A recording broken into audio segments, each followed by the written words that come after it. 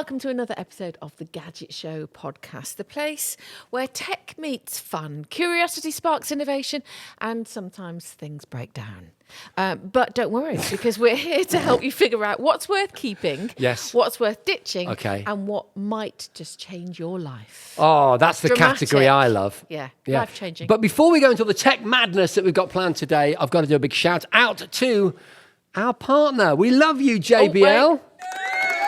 And in particular, as I touch the funky screen on these things, they're Tour Pro 3 earbuds. Honestly, if you're not listening to us in premium noise cancelling bliss, well, you're not really listening, to be honest. Yeah, well, it's true. I've been testing them out on my travels, as you can imagine, and they're an absolute lifesaver because they completely block out the noise on planes and trains. And the sound quality is next level crisp. Yeah, I can even hear your jokes in glorious. Oh, you lucky thing. You're just nodding off, and then I come out with some stupid line, and it wakes you up like some horrible nightmare. Exactly. But speaking of the earbuds, I've also been testing them out, and I'm a big gym fan. I know you wouldn't think to look at me, but I am. Just know. No, I love going to the gym, and I jump up and down and do all kinds of weird manoeuvres. Oh. And even in these lug holes, all right, Massive. which can, if I get the angle right, receive sky, they are secure and safe. I really rate them, genuinely. All right, enough about our headphones love story. Let's get into the tech madness. Let's do it.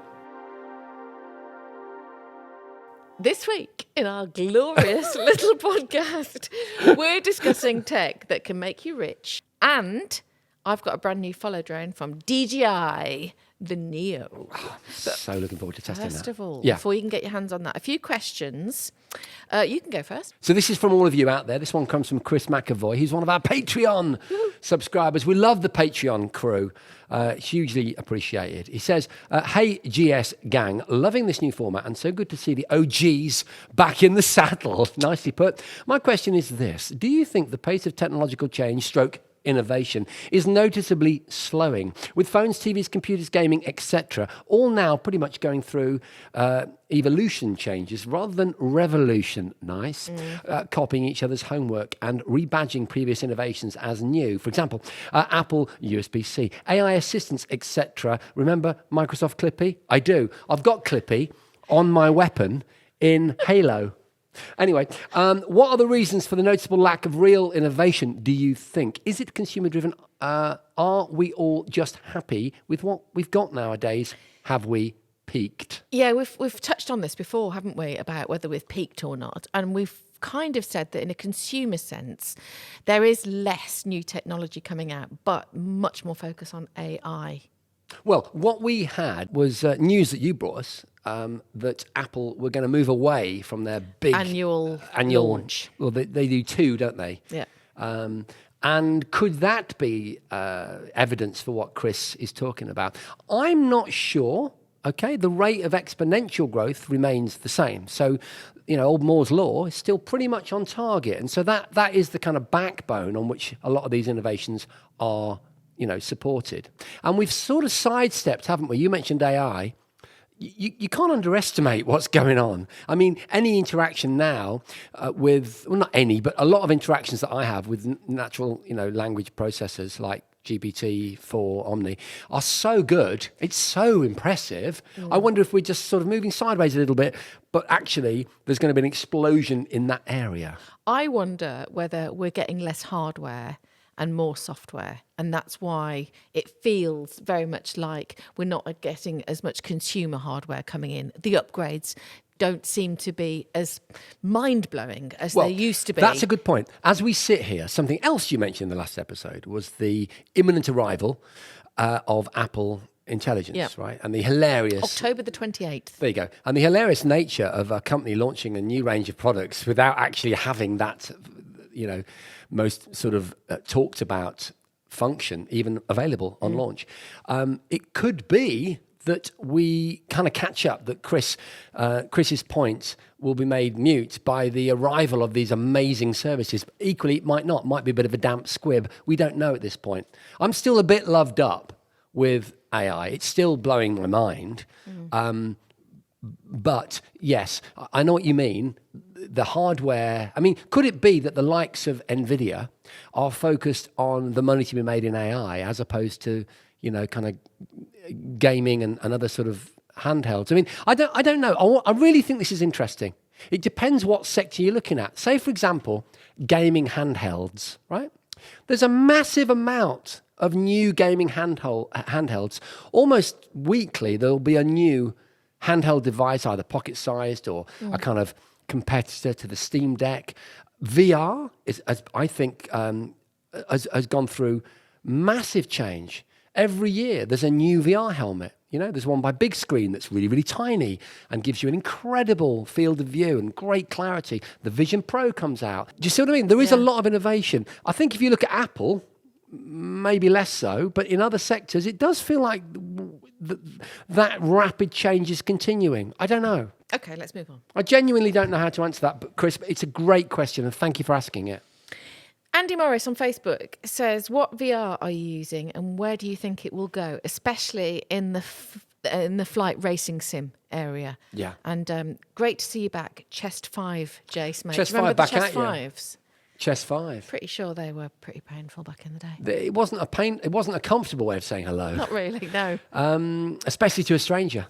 So I'm a big simmer, huge simmer, Microsoft Flight Sim, X-Plane, all the driving sims, love it. And yeah, VR is an incredible way to enhance your simulation experience. I would say it's becoming, the clarity is improving. The resolution is becoming better. Things like eye tracking and foveated rendering and some of the other innovations in VR that are now becoming cheaper and are rolling out in new headsets are going to make the whole thing a little bit more affordable for a lot of people. I think, interestingly, for sort of 500 quid or whatever the Quest 3 is now, right? That investment compared to, say, 3 screens. Yeah. Which is what you'd have to do to kind of get close to that kind of field of view, it's incredibly good value. So I'd say the way it's getting cheaper and higher resolution. Yeah. Do you want to do the last one from Andrew Wiggins Photos? Yeah, mobile phones. We got to plenty good enough levels. Where do we go next for manufacturers? What does that mean? Well, I think basically he's saying mobile phones, where do they go next? And obviously, you've just talked about Apple Intelligence and the AI that will be used with mobile phones. But we've also, I think we're establishing the fact that where do they go to next? We're not quite sure, but what we think is they might become slightly less useful if we have wearable technology that can do everything they can do and more in a healthier way. So without people looking down at their phone all the time and getting a bad neck, or we see, walking along, looking down at their phone and walking into everything. Because nobody can walk and do anything on their phone at a normal speed. Trust me, because when you get off a plane, and everybody's on their phone, it's so annoying because they're just walking like that with their bags. I mean, so I think... I detract slightly. No, not at all. I think as the Orion project at MetaConnect showed us, which for those of you that missed the previous episode, we're talking about what Suzi's wearing, her glasses, but with a really good, really high quality augmented reality display and a neural interface from a wristband, which is bonkers. I don't know why they call it a neural interface. Sure, that would be on your head. But anyway, some form of gestural input from a wristband. That's where it's going. I think we'll have a transitional period, to answer Andrew's question specifically, where these wearable glasses are available. And then within a matter of a year or two, mobile phones will just feel silly. Because a good pair of glasses that can last for a day, that can give you your assets in a comfortable and intuitive way, is definitely going to beat a mobile phone, I think. Yeah, I know what you're saying. I'm still slightly reticent. I still think it will take longer for people to actually detach from their phones because we've had them as an appendage to our bodies for so long. I think, I know it's easy to go, yeah, but look where we are now and it's drip, drip, drip. I think it's not going to happen in 2 years' time. We're not all going to be wearing glasses. Not in 2 years, but in 5 years. Maybe, And just think about landlines. I know. I mean, who would have thought that you wouldn't be sat in the hall on the yellow pages saying, "Mom, shut up! I'm on the phone." And your mum go, "You've been there with them at school all day. Why are you on the phone to them?" Yeah, I know. Oh, I do love those days. And we'll have that same nostalgia for our smartphones. No, we won't. It'll never happen again. talking of nostalgia, Yeah. that moves us quite nicely, actually, into our next topic, because I've got an interesting one for this week's headline discussion. Yeah. Do you remember a few weeks ago when we discussed the PlayStation 5 Pro and its huge £699 price tag? Yeah. Well, that drama escalated further as they also put up a pre-order for a special 30th anniversary for PlayStation, and it was nearly £1,000. Do you remember that? It sold out in seconds, and it's now on eBay for over £5,000. So that got me thinking, what tech people might have, you know, in their cupboards, sheds, attics, whatever, that could be worth a small fortune. And what do you think that's coming out now in the future that could be So valuable? let me just say this, right? If I please, I wish you'd had this conversation with me. I'm having it now. No, but listen, in like the year 2005. Oh, so do I, because you wouldn't open anything. You I mean, just keep everything boxed. Well, I even did a thing on Gadget Show. Do you remember? I think we did the same item a couple of times. I remember going to the auction houses just round here in Birmingham somewhere, even then, and looking at house clearances of things like Nintendo 64s and looking at it and not even choosing it. And I could have got it for like £5 or something. Yeah. Oh, my God. And the idea that the stuff I had in the 80s, which I've now had to rebuy at great cost. So the answer to your question.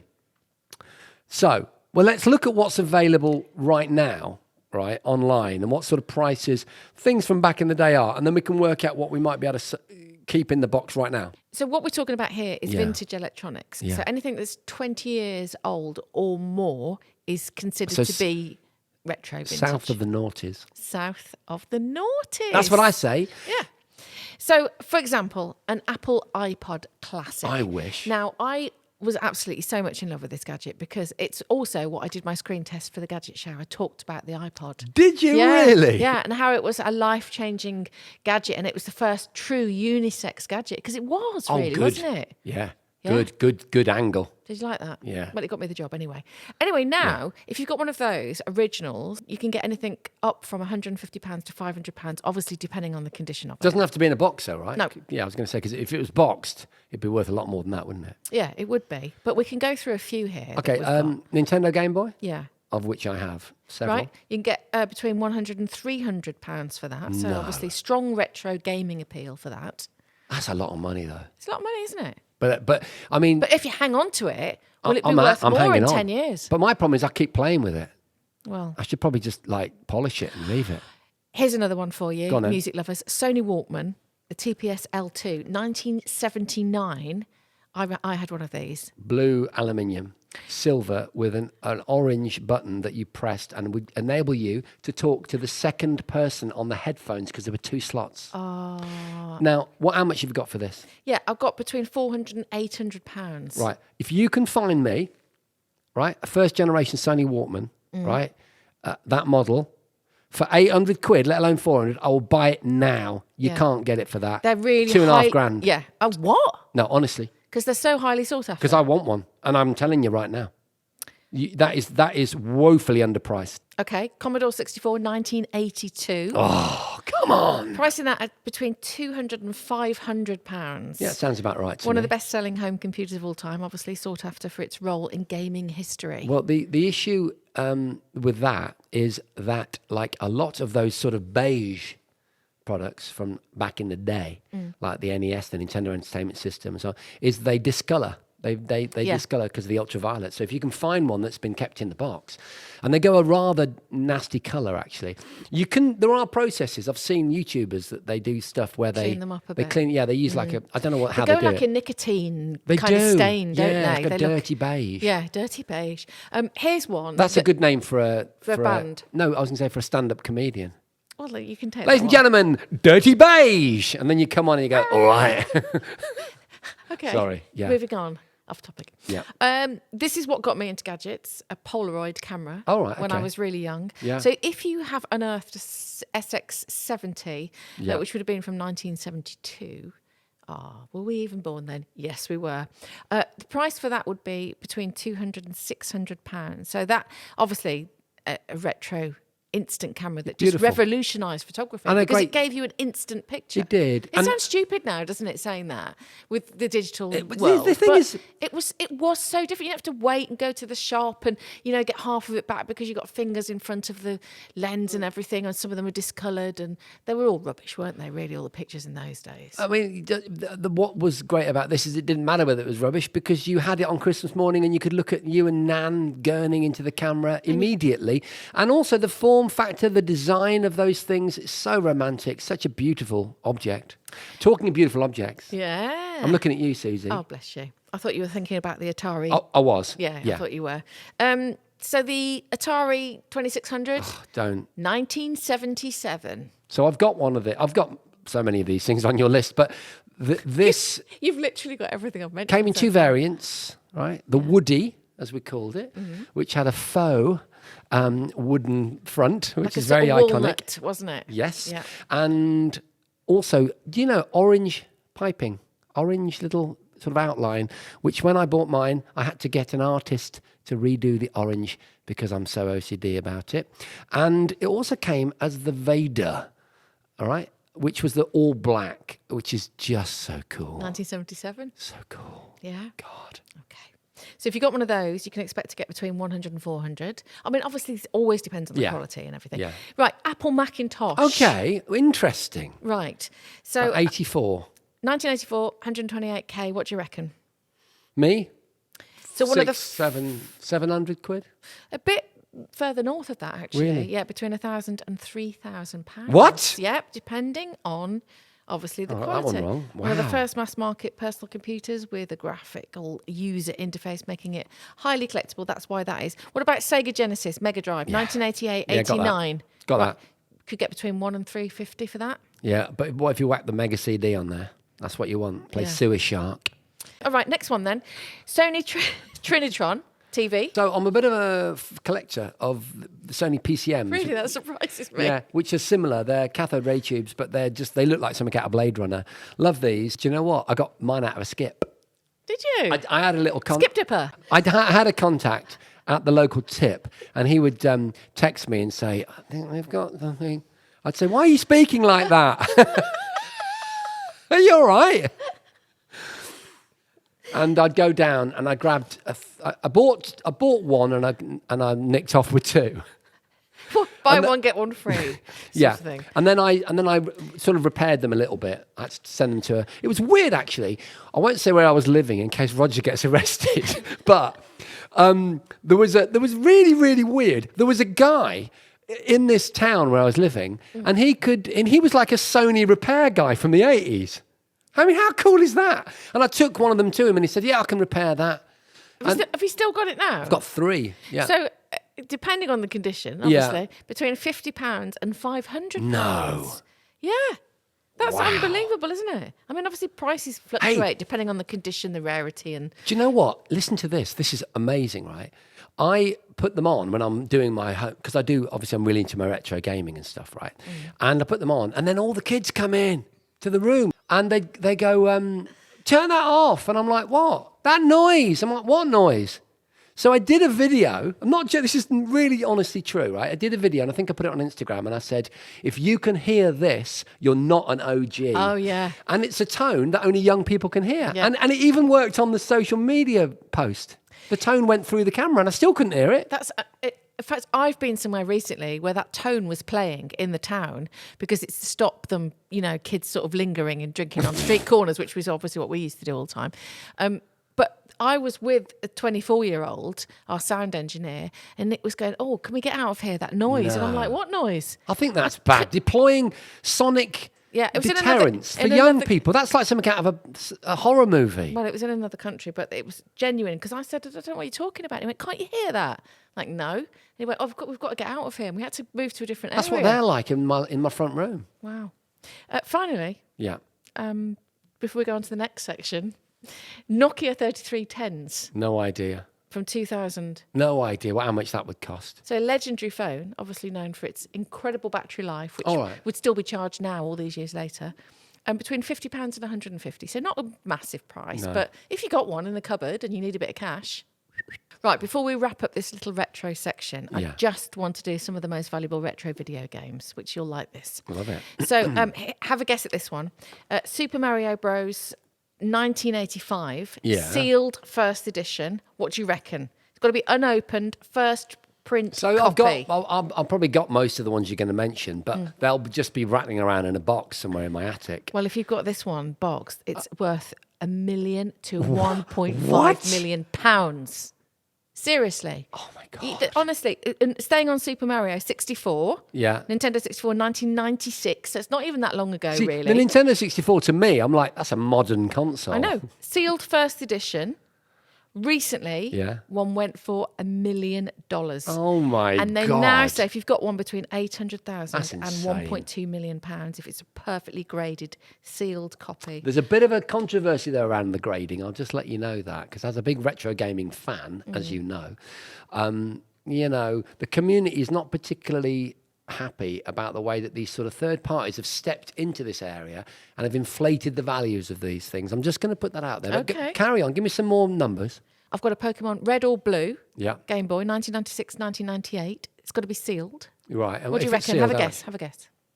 Well, based on all your I craziness. mean, come back from the last one a bit, though. Yeah. Well, 98, you say? 90, 5, 6, 8,000? 10,000 to 80,000. What? Yeah. So sealed copies of these have risen significantly in value recently, especially the first edition versions. So there you go. I'm absolutely gobsmacked. So if you have got any of these games boxed, I mean, have a look. Go online and have a look if you need a bit of cash. But I do think also, like, is this a peak, or if you keep them for another 10 years, would it double? Maybe, but I just want to say, just to represent my fam, the community of retro gamers, Go on then. a lot of this concerns me. It's third parties inflating the value of things for nothing but monetary gain.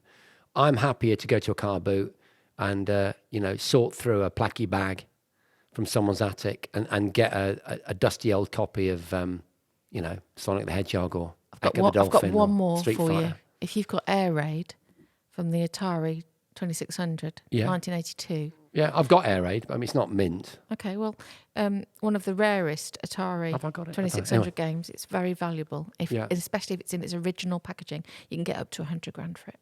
Madness. That's insane. Can I just say this, that I don't know if I have Air Raid, actually. I've got several Atari 20... I mean, I've got like 20 Atari 2600 games or something like that. Very few of them are in the boxes because the course. boxes were cardboard, right? Yeah. And the artwork on the original 2600 games was incredible. And you had this sort of... It was so seductive, the artwork, that it actually affected what you saw. So you'd have this incredible artwork for something like Breakout. It'd be like an astronaut and some incredible spaceship or something. I can't remember. There might be asteroids. But anyway. And you'd then play the game, which is just a bat and a ball and some bricks. Right. But your mind yes. Especially as a took that youngster. image along with it, so it seemed more sophisticated when you were playing with it. I mean, the Amazing. artwork was beautiful, but the boxes perished. They got dented and squished. So if But that's why, you Yeah, see, if I can someone see has that. protected it, it's worth so much money because they are incredibly rare. They're just rare gems. The other thing it brings to mind as well is the fact that now we've moved from physical copies, not completely, but we've moved from physical Yeah. copies like the PS5 Pro, and the fact that you have to pay extra to get the drive on it is encouraging you all the time. And I feel upset about that because I think if I pay 50 quid or whatever it is for a AAA title, it's probably more than that, and it's digital only, I should be able to trade that at a car boot in You want something physical, don't you? 2035, but So- you can't. You want a tangible asset. You want something that you can touch and see and feel and store and look at Yeah. and be able to sell on if you want to. Fungible. Oh, I like that. Yeah, I like that. So, auctions and specialised marketplaces recently have sold these products for just eye-popping amounts Yeah. if they're in pristine condition. Yeah, incredible. There you go. Lesson there, you see, to young Jace. Don't rip everything open. On Christmas morning. Yeah. Amazing. Absolutely astonishing stuff. Are you ready for the gadget of interest? I can't wait, Susie. Well, do you remember that you tried the Hover Air X1? Yeah, which I was the very follow impressed drone. with. The kind of follow me drone that kind of followed me okay. It did follow you okay. The Avata 2, that's the one that blew my mind. Ah. Because that was incredible. Do you remember I flew all around, under the table, around the microphones? Landed it on your hand. It was amazing. Well, so the Hover X1, I landed on my hand, didn't I? Yeah. I think I've got something to beat it. This is the DJI Neo. Look, it's a little thing of beauty. I love it. Oh, interestingly, straight away, very rigid construction, and it has protective shrouds over the props, which is a really good thing when you're giving it to me. Exactly. Would you like I don't have a lot of faith in this, but I'm going to give it a go. Go ahead. Yeah, no, have a go, and I'll sort of run through the specs as you're firing it up and playing. So Jason's going to go out in our studio, which is effectively a warehouse, which is quite low ceilings, actually. And there's lots of things to bump into, so good luck. Oh, blimey, it's doing something. It's got to scan you. All right, okay. Okay, I've been briefed by the production team that I'm supposed to press this button. Hold it. Medium. Oh. Oh, my God. Oh, that's brilliant. Okay, so far so good. But look, can I just say, everyone, that I have a history with drones, and it's not a good one. They tend to go berserk and smash to pieces. I've got a good feeling about today. Okay. I've got a good feeling. You go and see if it follows you, because it is a follow drone. If I turn my back to it, though, it probably won't follow me, will it? Come on. Go on, little man. Yes, it's now following Jason. Obviously, you can see this if you're watching on YouTube, but it's doing its thing. That's amazing. So far, so good. Jason is running. It's following him. It weighs 135 grams, making it the lightest DJI drone yet. This is amazing. It's 130 by 157 by 48.5 millimeters. It is compatible with all of the DJI controllers. No. How are you getting on? Well, yeah, that's brilliant. Jason's just run and it's fled after him. Flight time of up to 18 minutes or 17 minutes with the propellers off. The battery... have you crashed? I told you. Oh, I feel a bit bad because it was actually doing really well, and I turned a corner quite near to a wall, not intentionally, and it came a cropper. So now I know at speed I've got to give it a little bit more room to do a turning circle. I'm going to chalk that down to a win. You heard it hit the wall. I didn't. I just heard it stop. I was just about to say it's got a flight time of 18 minutes or 17 minutes with the propellers off, but you know, I'm going to say this, right? Sorry, I didn't mean to butt in there. I'm going to say this, that now I know that when it's at full pace, because as you can see, I'm out of breath, I was pegging it through there. Well, I did see you run off. I turned right. I didn't do it intentionally. I went round a bin, and the bin was right near the wall. Oh, that wasn't fair. So it couldn't arrest itself quick enough to make the turning circuit hit the wall. So I now know if I go into a forest, if I'm jogging or whatever, maybe that's not the environment. But if you're running around a park or on a beach, it's absolutely mega. Obviously, with a beach, you'd have to watch the wind, because when these things are small like this, they're often not that great. It's very light. It's 135 grams, which I did say earlier, but you'd run off into the other room. So it's I'm the really lightest of the drone. Yeah. So how did you feel about it? I think it was great. I mean, I'll be interested to know if it'll still work, because I smashed it. Yeah, let's just see if it... All I'm going to do is test if it still works. After hitting a brick wall... Just do another little walk around and I can finish doing the specs, because you didn't give me enough time. Well, this is quite a complex area that we're in here. There's lots of objects. So the maximum transmission of 10 kilometres in FCC mode. It's got 12 megapixels, a video resolution of 4K, and a video format is your MP4. In essence, the DJI Neo is a lightweight, compact drone that's good for beginners and navigating tight spaces. It's also regulation friendly, allowing flights over people in the UK, but not over crowds, obviously, and not into walls. I think it's good. Let's see if it'll come home. Bring it home. Here it comes. Well, we've got our producer following it. I'm not sure how I'm supposed to stop it. Maybe like that. Wow. Wow. You did it.